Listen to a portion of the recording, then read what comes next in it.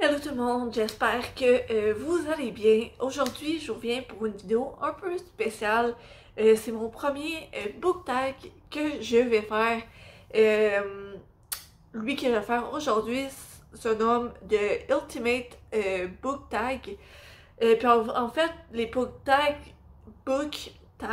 c'est en gros c'est comme une liste de questions ou de questions relié à un thème spécifique. Puis c'est ça. Puis lui qui m'intéresse de faire aujourd'hui, c'est The Ultimate One. Donc, dans cette liste-là, il y avait 25 questions et je vais toutes y répondre. Fait que ça se peut que ça soit un peu long comme vidéo, mais j'espère que vous allez rester avec moi tout au long de la vidéo. Puis n'hésitez pas à venir de répondre vous aussi en commentaire à ces questions-là ou à celles qui vous intéressent le plus, tout dépendant. Je serais vraiment contente de discuter avec vous en commentaire. Sinon, n'hésitez pas à laisser un like ou vous abonner à ma chaîne. Moi, ça m'aide beaucoup. Sinon, je commence. La première question, c'est est-ce que je me sens malade ou genre j'ai mal au cœur quand je lis en char, en voiture? Et la réponse est non. J'ai toujours été quand même assez à l'aise de lire dans les transports en commun. En fait, je me suis depuis que je suis jeune, souvent quand on part en voyage, j'ai toujours ben ok, je recommence par phrase mon idée en fait. Quand j'étais plus jeune, on partait souvent comme en camping ou des trucs genre en famille. Puis j'avais toujours 2-3 livres que j'apportais avec moi. Parce que je lisais justement en voiture sur le trajet pour se rendre au camping et pour revenir après à la maison. Puis on partait de chez nous puis j'avais déjà un livre. Puis ma mère était comme oh, t'as pas mal au cœur, ok? Je suis comme non. Puis ma soeur, parfois elle s'apportait des livres aussi. Puis il fallait qu'elle attende d'être genre sur l'autoroute, sinon elle avait mal au cœur. Parce que tu sais, sinon, ben tu sais, en ville, ben tu sais, c'est arrête, on repart, on tourne, tu sais, c'est comme plein de zigzags. Tandis que sur l'autoroute, c'est une ligne droite, puis tu sais, c'est stable. Fait que ma soeur, c'est juste sur l'autoroute qu'elle était capable de lire. Puis moi, n'importe où, n'importe comment, j'arrive à lire. Donc, c'est ça. Non, je n'ai pas de mal de cœur quand je lis en voiture. La deuxième question, c'est quel auteur a un style d'écriture unique et pourquoi? Euh, En fait, je trouve que chaque auteur a comme quelque chose d'unique dans sa façon d'écrire, mais j'ai parlé d'un livre, d'un auteur qui m'a vraiment marqué. C'est La voleuse de livres de Marcus Zusak, il me semble. Puis, ce qui m'avait vraiment marqué dans ce livre-là, c'est que c'est surtout la narration qui est faite à la première personne, il me semble, mais la perception de la mort. Fait que le personnage principal, c'est pas la mort, mais c'est elle qui fait la narration. Pis je trouvais ça tellement capoté. Genre, c'est ça. J'avais trouvé ça vraiment unique. Vraiment intéressant en fait. Donc c'est ça. La troisième question, c'est entre Harry Potter et Twilight, lequel tu préfères? Puis on a 3 points pour défendre la série qu'on choisit. Puis en fait, je peux pas vraiment faire de choix parce que ben de un, j'ai pas lu les Twilight. De deux, j'ai essayé de lire les Harry Potter. J'ai pas réussi à embarquer dans le premier tome. J'ai essayé 3 fois de le lire. Fait que, ouais, je peux pas vraiment répondre à cette question-là. Question 4.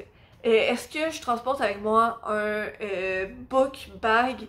Si oui, qu'est-ce qu'il y a dedans à part des livres? Ben, je transporte pas toujours un sac avec moi. Pis tu sais, j'ai pas comme un book bag en soi. Tu Tu sais, je vais plus mettre un livre dans mon sac d'école que j'avoir genre un sac de livres avec quelques accessoires de plus. Je sais pas si c'est clair ce que je dis là, mais c'est dans le fond, genre, de ce que je comprends de ce qu'est un book bag, ça va être un sac dans lequel on va mettre nos livres, puis qu'on va avoir genre des petits trucs de plus. Puis j'ai pas ça.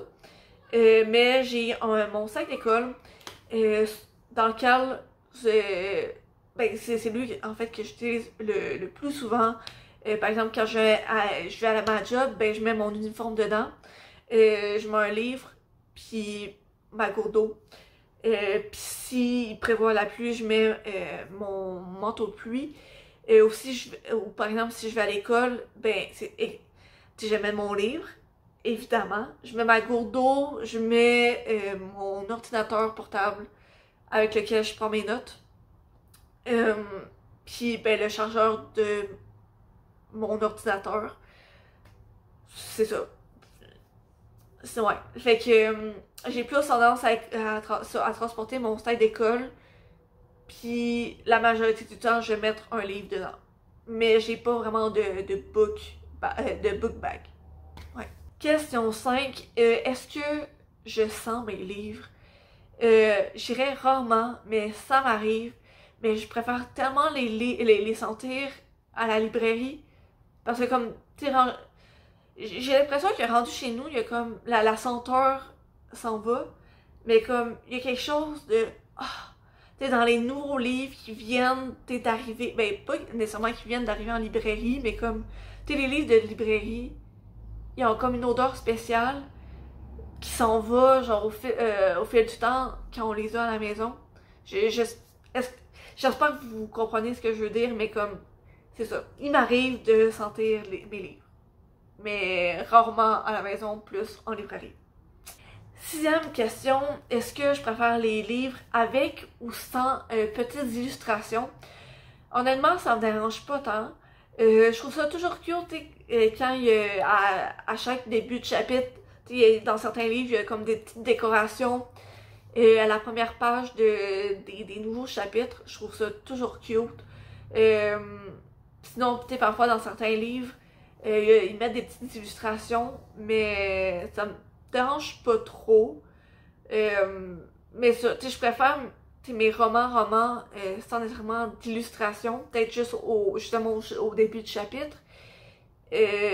Sinon, mais ça me dérange. Honnêtement, ça me dérange pas plus que ça. Question numéro 7. Quel livre... Attends, j'ai toutes les questions de noter. La question 7, c'est quel livre est-ce que j'ai aimé lire, mais que j'ai découvert plus tard que c'était pas une grande qualité d'écriture. En fait, il n'y a aucun livre qui s'est arrivé. Parce que, par exemple, la série, je pense par exemple à la série Le Royaume de l'Énassie.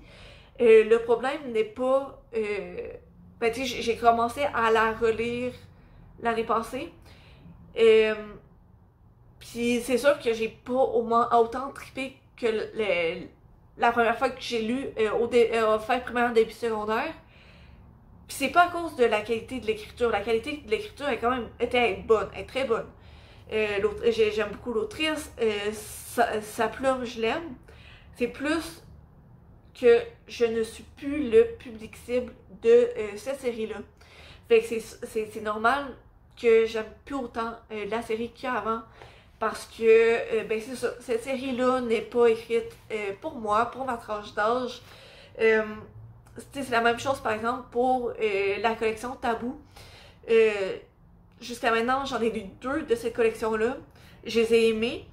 C'est sûr, la plume, ben genre la façon dont le livre est écrit, c'est pas ce que j'ai préféré, mais la raison est la même que Le Royaume de l'Énassie, c'est que le public cible, ce n'est pas moi, c'est pas ma tranche d'âge, j'irais plus les jeunes au secondaire, et je suis rendue à l'université, fait que c'est sûr que je trouve que les livres, la façon dont c'est écrit, c'est un peu plus, justement, ben pas enfantin, mais plus jeune. Mais tu sais, c'est normal, je suis pas dans la tranche d'âge cible pour qui c'est écrit. Fait que tout ça pour dire que c'est ça, il y a pas de livre que j'ai lu quand j'étais plus jeune que là je réalise que genre l'écriture, tu sais, c'est mal écrit.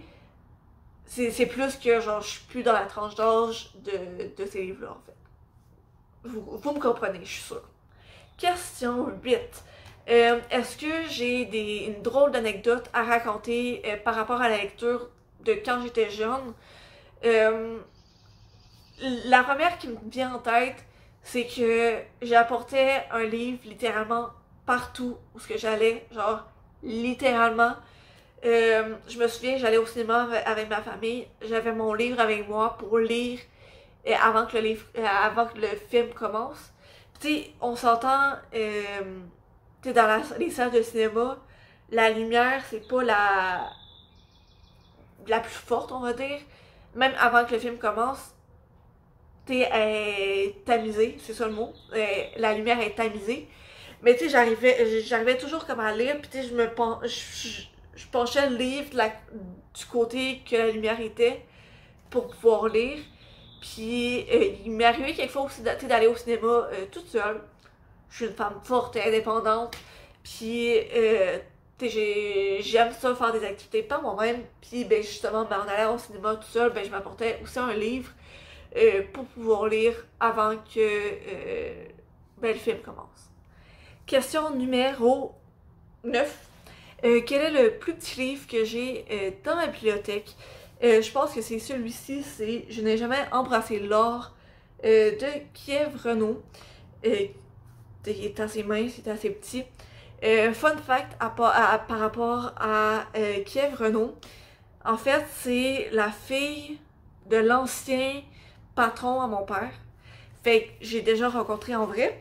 Puis, elle a gagné Sort de ta bulle, qui c'est une sorte de concours d'écriture pour les jeunes au secondaire. Puis ceux et celles qui veulent participer, c'est envoient leur manuscrit à Sort de ta bulle avant une certaine date. Puis il y a comme une sorte de célébration pour ceux qui sont retenus, je pense. Ça se peut que je me trompe, ok? Fait que n'hésitez pas à aller regarder en ligne. Puis il y a un gagnant, évidemment. Et Kiev Renaud a été la gagnante à une des éditions. Puis après, elle a été en France faire un stage. Puis c'est ça. Puis c'est ça. Je trouvais une anecdote drôle. Ben, drôle. Une anecdote par rapport à l'autrice. Puis la question 10, c'est un peu semblable à celle-là, mais c'est mon plus gros livre dans ma bibliothèque. J'ai été encore avec toi par rapport à l'épaisseur de la reliure, puis c'est celui-là. En grandeur, j'ai des plus gros livres que ça, mais c'est Little Woman de Louise May Alcott. Puis la tranche, c'est ça. C'est la plus grosse que j'ai dans ma bibliothèque. Puis quand même, le livre, ben j'en ai d'autres aussi. Il y a la maison de quelque chose et quelque chose de Masse. Genre son nom de famille c'est Masse. Elle qui a fait un palais d'épines et de roses, qui est quand même assez épais aussi. J'ai Narnia, l'intégrale.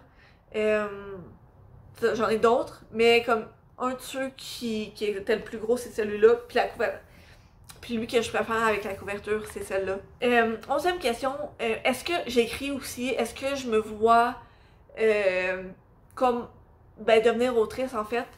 La réponse est quand j'étais jeune, je me voyais devenir autrice. J'aurais voulu devenir autrice, mais je n'écris pas. En fait, c'est que je trouve que mes idées... Il n'y a rien d'original dans les idées que j'ai. Je sais jamais comme... À chaque fois que je me suis lancée pour écrire un livre, en fait, je commençais, j'avais un paragraphe, puis après, je suis comme, ok, je suis déjà à court d'idées. J'ai pas d'imagination, rien. Fait qu'à un moment donné, j'ai comme un peu abandonné. J'aimerais ça essayer de reprendre. Si jamais vous avez des méthodes pour écrire un livre ou des applications que vous utilisez pour écrire, n'hésitez pas à me le dire en commentaire. J'aimerais vraiment ça comme m'essayer. On va voir. Mais c'est ça. En ce moment, non, j'écris pas. Je me ferai pas nécessairement devenir autrice. Bien que j'aimerais ça, peut-être un jour. On va voir. On dit jamais non. Question numéro 12. Quand est-ce que je suis rentrée dans le monde de la lecture? En fait, depuis que je sais lire, j'ai toujours adoré lire. Je me rappelle au primaire, justement, quand on commençait à apprendre à lire, après un certain nombre de livres qu'on lisait dans une collection, on recevait comme un certificat pour dire bravo, tu as lu X nombre de livres dans telle collection.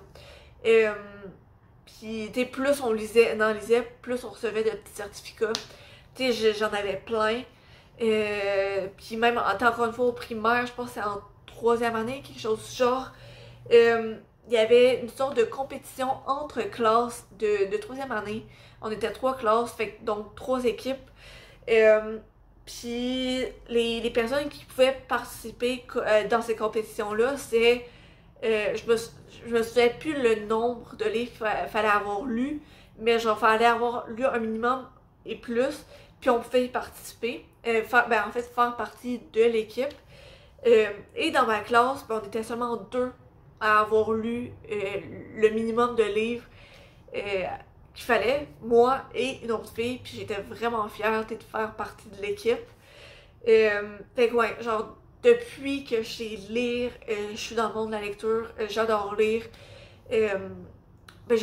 Autre anecdote que j'aurais pu raconter aussi dans une des questions plus tôt, des anecdotes de mon enfance. En fait, j'aimais tellement lire que mes parents ne pouvaient pas m'acheter tous les livres que je voulais, parce que sinon, je pense que ils auraient pu dépenser tout leur argent juste dans les livres que je veux lire. Fait que puis il y a ce qu'on appelle les bibliothèques, le monde magique des bibliothèques, où je pouvais emprunter tous les livres que je voulais. Puis c'est ça, j'empruntais toujours la limite que je pouvais emprunter. Souvent c'est genre 8 livres, quelque chose du genre. Évidemment, je les lisais pas tous, mais j'en empruntais toujours 8. Puis, par exemple, si j'empruntais des livres de série, puis que j'aimais le premier tome, souvent mes parents m'achetaient la suite.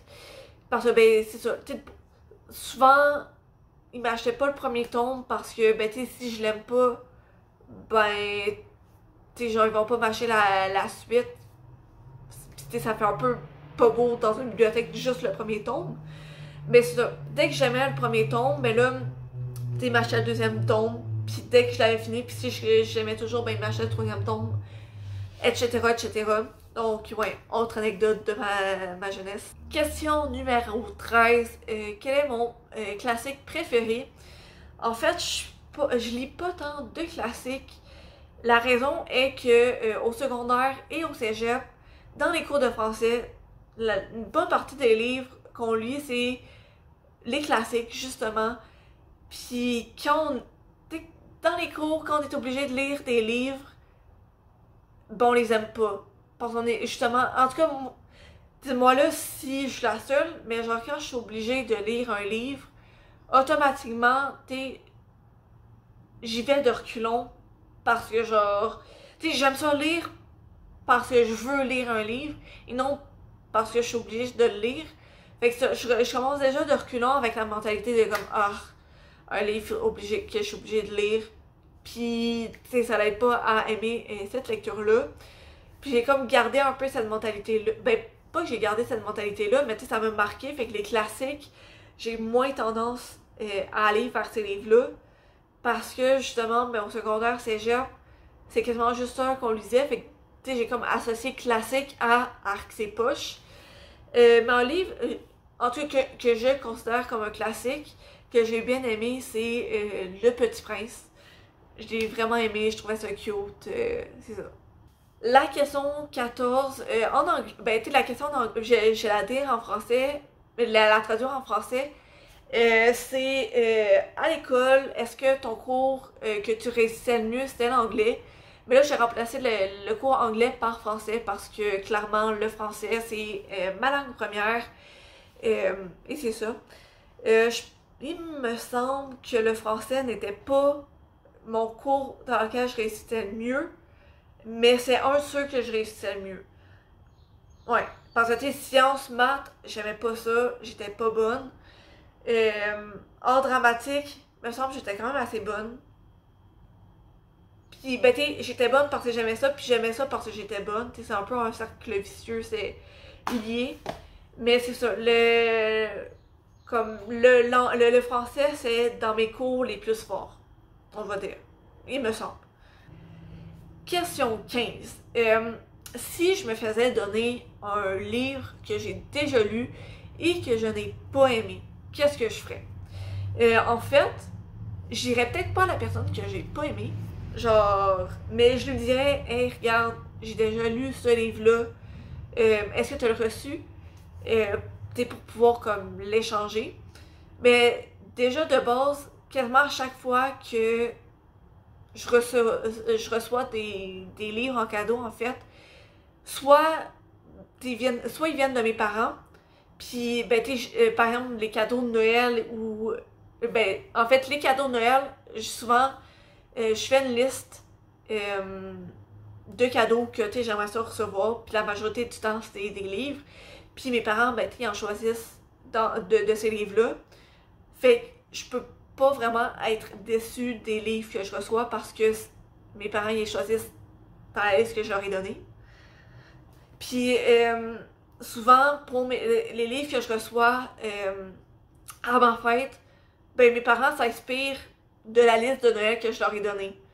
En fait, souvent, ben c'est ça. Souvent, ce que je fais avec les listes, c'est que j'ai fait vraiment longue.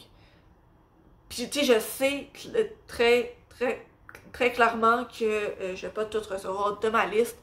Je sais bien que mes parents ont un budget, mais c'est que je sais que il y a certaines années que mes parents envoyaient la liste à ma marraine, par exemple, puis ma marraine me donnait des cadeaux de cette liste-là.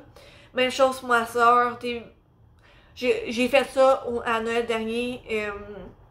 J'ai fait une liste que j'ai envoyée sur la conversation de famille avec mes parents et ma soeur. Comme ça, les trois avaient la liste de cadeaux. Puis, c'est ça. Petite parenthèse, mes parents, ils voient pas nécessairement ça d'un mauvais œil que j'envoie une liste de cadeaux. En fait, c'est quasiment mieux que je fasse ça parce qu'il y a des années que ma soeur puis moi on faisait pas de liste, mais mes parents étaient comme ouais, genre on savait pas trop ce que vous voudriez cette année, fait que on y a été un peu au pif, puis on y a été avec ce qui pourrait vous être utile. Fait qu'au moins si vous aimez pas ça, ben au moins ça va vous être utile. Fait que c'est pour. Ouais, c'est ça ma parenthèse, parce que je sais que c'est pas tout le monde qui fait ça, puis c'est pas nécessairement vu, ben bien vu par tout le monde, mais comme avec mes parents, c'est quand même bien vu parce que ça les aide à choisir des cadeaux qu'on le sait, qui savent qu'on va aimer. Puis c'est sûr, c'est pas toujours que ça qu'ils nous donnent. Parfois, ils font un mix de ce qu'on veut et de ce qui va nous être utile. Mais ça, c'est la fin de ma parenthèse. Mais tout ça pour dire que j'ai jamais été dans la situation où ce que je recevais un livre que j'avais déjà lu. Déjà de base, c'est très rare que ça m'arrive. Puis, genre, je pense que ça m'est jamais arrivé. Parce que c'est rare que mes amis m'achètent des livres. C'est déjà arrivé. Puis à chaque fois, c'est des livres que j'avais jamais lus. Fait que c'est ça. Puis si en plus c'est un livre que j'ai pas aimé, ben cette partie-là, je vais pas le dire à la personne. Mais je vais lui dire, hey, regarde, j'ai déjà lu ce livre-là. T'as-tu le reçu? Comme ça, ben ça, je vais pouvoir aller échanger le livre. Donc, question 16. Quelle série qui est moins connue mais qui ressemble à Harry Potter ou Hunger Games? Ben, il y en a deux qui me viennent en tête. C'est pas comme super similaire, Mais je trouve que c'est un peu comme dans le même style. Puis je vais vous expliquer un peu pourquoi à chaque exemple. Le premier exemple qui me vient en tête, c'est la série Les McCoy. Il y a 4 tomes de sortie jusqu'à maintenant. Je pense qu'il y en a un cinquième qui sort à l'automne. Il me semble qu'il y en a un sixième aussi, mais je suis vraiment pas sûre pour le sixième. Mais je sais qu'il y en a un cinquième. Puis en gros, c'est... ben, je vais vous faire un résumé plus du premier pour pas trop spoiler. Mais ça se passe en Écosse aujourd'hui, mais les clans existent encore. Et Phèdre, son père, va mourir et son père, dans son testament, va lui demander de retourner en Écosse. Puis dans le fond, il a fait tous les arrangements pour une sorte de... Ben, pour qu'elle puisse avoir un travail en Écosse, qu'elle puisse découvrir ce pays-là, parce que dans le fond, son père, il vient d'Écosse. Donc, pour pouvoir remplir le dernier souhait de son père, elle va s'y rendre. Puis, elle va découvrir qu'elle fait partie des clans, de la vie clanique d'Écosse. Et c'est ça, elle va découvrir ce monde-là. Elle va se retrouver dans un plan qui est plus grand qu'elle. Et c'est ça. Puis je trouve que ça ressemble un peu à Hunger Games et Harry Potter pour l'action en fait. Parce que on n'a jamais le temps de s'ennuyer dans cette série-là. Ah, j'ai oublié de dire l'autrice. C'est Alexiane Thiel, si jamais vous voulez les retrouver en ligne. Fait que c'est Les McCoy d'Alexiane Thiel. Pis c'est ça, fait que cette série-là, vraiment, l'action, il en manque pas. Les revirements de situation. Pis tu sais, c'est pas un monde qui est 100% comme le nôtre. T'sais, oui, ça se passe dans notre univers, contrairement à, par exemple, Harry Potter ou Hunger Games. Ben, genre, Harry Potter et Hunger Games se passent dans notre monde, mais avec genre une twist. Harry Potter, ça se passe au Royaume-Uni, mais avec la twist que ben, il y a des sorciers, il y a un univers magique qui est relié à notre monde. Puis les Hunger Games, ben tu sais, c'est comme notre monde, mais genre dans le futur, puis dans un futur dystopique. Puis justement, ben dans les McCoy, la twist, c'est que, tu sais, c'est dans notre monde. Puis c'est un peu plus actuel, on va dire, que les Harry Potter ou les Hunger Games. Mais la twist, c'est que les clans existent encore, puis c'est un monde qui est encore assez important en Écosse, quand dans les faits, c'est plus nécessairement ça. Puis la deuxième série que j'ai en tête, c'est la série Céleste de Cynthia Hand. En fait, c'est encore une fois dans notre monde. La twist est que les anges existent et chaque ange a une mission à accomplir sur la Terre. Puis la façon dont ils savent c'est quoi leur mission, c'est qu'ils vont savoir en rêve en fait. Parfois leur rêve c'est comme durant la nuit, ou parfois ils font des rêves éveillés en fait. Puis ça va, c'est jamais clair, mais avec les rêves qu'ils font, faut qu'ils étudient bien. Et c'est ça. Puis je me souviens plus le nom du personnage principal, mais elle a ses rêves de prémonitoire, on va dire, de la tâche qu'elle doit accomplir. Ce qui va l'amener elle, sa mère et son frère à déménager de ville pour qu'elle puisse accomplir sa mission. Puis c'est une trilogie que j'ai vraiment adorée. C'est vraiment intéressant. Genre encore une fois, il y a de l'action, comme dans les Harry Potter ou les Hunger Games. Il y a la touche de magie des Harry Potter, mais un peu différent. Dans ce livre-là, c'est pas des sorciers, c'est plutôt des anges. Mais vraiment, c'est ça, c'est vraiment bon. Fait que deux séries qui ressemble un peu à Harry Potter ou Hunger Games. Il y a les McCoy d'Alexia Till et il y a Céleste de Cynthia Hand. Question 17. Quelle mauvaise habitude est-ce que j'ai quand je filme mes vidéos? Et j'en ai quelques-unes.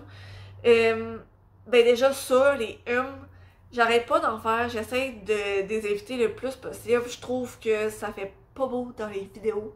Mais pas que ça fait pas beau, parce qu'on les voit pas, mais tu sais, c'est pas tant nice à entendre toujours des sinon, une autre mauvaise habitude, c'est pas tant quand je filme, mais quand je fais le montage de mes vidéos. J'ai tendance à ne pas les écouter, genre l'écouter dans l'ensemble pour voir si je fais pas des erreurs. Fait que, dans toutes les vidéos que j'ai montées, j'ai peut-être j'ai peut-être oublié plein de petits trucs que je l'ai enlevé, puis que finalement j'ai pas enlevé, puis que vous les avez vus, et que je sais pas que je les ai laissés. Fait que vous avez maintenant l'explication pourquoi parfois il y a des passages qui semblent pas tant cohérents dans la vidéo, ou que des moments de silence par exemple que j'ai voulu enlever mais que j'ai pas vu, ou quelque chose du genre. Fait que c'est ça, c'est pour ça. Fait que c'est comme deux des mauvaises habitudes que je pouvais penser que j'ai.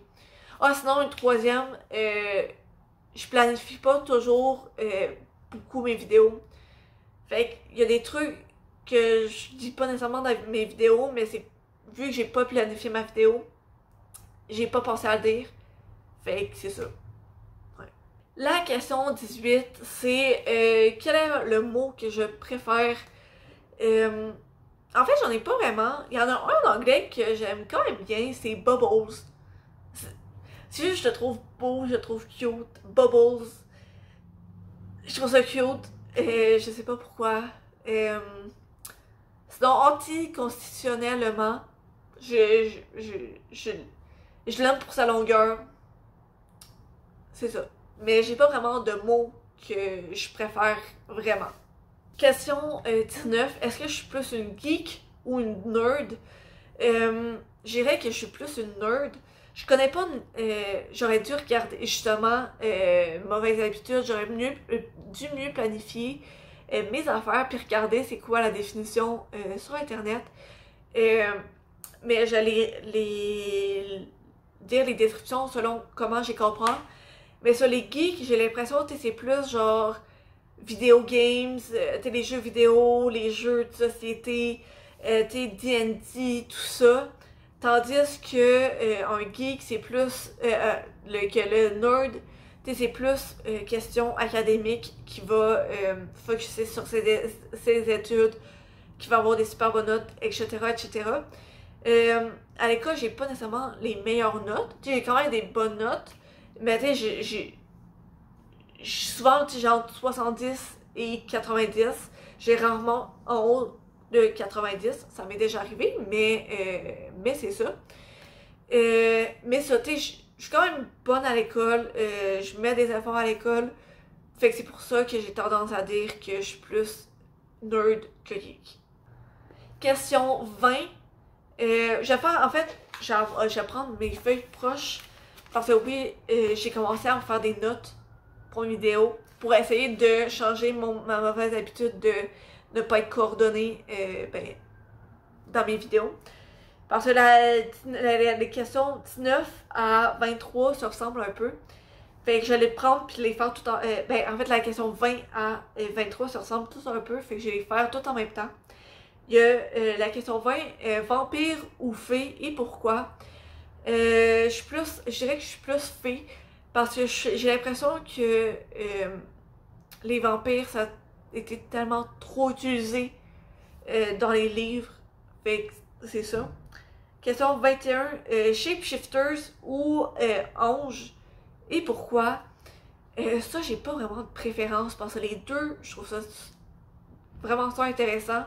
Mais si j'en avais à choisir seulement un, je dirais que ça serait les anges. Entre autres pour la série Céleste, que j'ai déjà parlé. mais aussi pour Supernatural, dans lequel il y a Castiel, puis j'adore son personnage. La question 22, c'est les spirits, les âmes ou les... ouais, c'est ça. Ou les werewolves, c'est quoi donc? Les loups-garous, c'est ça. J'irais plus loup-garou parce que moi, tout ce qui est plus hanté, des trucs genre, ça me fait un peu peur. Fait que loup-garou, ben c'est un peu plus facile de se dire, ah, ça n'existe pas. Puis là, 23, entre zombies et vampires, j'irais avec les vampires parce que j'ai jamais vraiment été attirée par les histoires de zombies en fait. Fait que c'est ça. Maintenant, pour la question 24, entre un triangle amoureux ou l'amour interdit, quel livre est-ce que je vais prendre? J'ai plus allé avec le triangle amoureux. Oui, je sais que c'est un peu... Je replace un peu la caméra. Je sais que c'est un peu stéréotypé, puis tantôt j'ai dit que les vampires, je trouvais que c'est un peu trop stéréotypé et trop utilisé. Mais faut comprendre que la romance, c'est mon genre de livre préféré. Et dans le genre de romance, une des tropes que je préfère, c'est le triangle amoureux. C'est ça, j'adore ça. Et maintenant, la 25e question et la dernière, c'est est-ce que je préfère les livres de romance full on romance ou les livres que genre c'est plus axé sur l'action mais que de la romance au travers. Comme je viens de dire, la romance c'est le genre que je préfère. Fait que c'est sûr que je vais avoir tendance à plus dire que les livres full on romance c'est mes préférés. Mais j'aime aussi ça, les livres. J'aime un peu les deux en fait. J'aime aussi les livres que la romance n'est pas nécessairement le centre de l'intérêt, mais c'est là quand même. Mais c'est ça, je vais avoir plus tendance à aller vers des livres typiquement de romance à 100%. Donc c'est ça pour la vidéo d'aujourd'hui. J'espère que vous avez aimé ça. J'ai vu plein d'autres book tags qui m'intéressent, fait que ça se peut que dans les prochaines semaines, vous envoyez plus, plus de vidéos de book tags provenant de moi. C'est juste pour essayer de changer un peu avec les vlogs de chaque semaine ou genre, c'est ça, faire un peu de... varier un peu mes vidéos, c'est ça que je voulais dire. En même temps, ça me permet de partager des livres que j'apprécie. Puis c'est ça, si jamais vous avez des livres que vous voulez me faire découvrir, n'hésitez pas à les mettre en commentaire. Sinon, si vous avez écouté toute la vidéo au complet, merci. Je suis vraiment contente que vous aviez pris, que vous avez pris de votre temps pour en passer un peu avec moi pour regarder toute ma vidéo. Donc, merci à vous de regarder mes vidéos. Sur ce, à la prochaine. Passez une bonne journée. Je vous apprécie. Bye.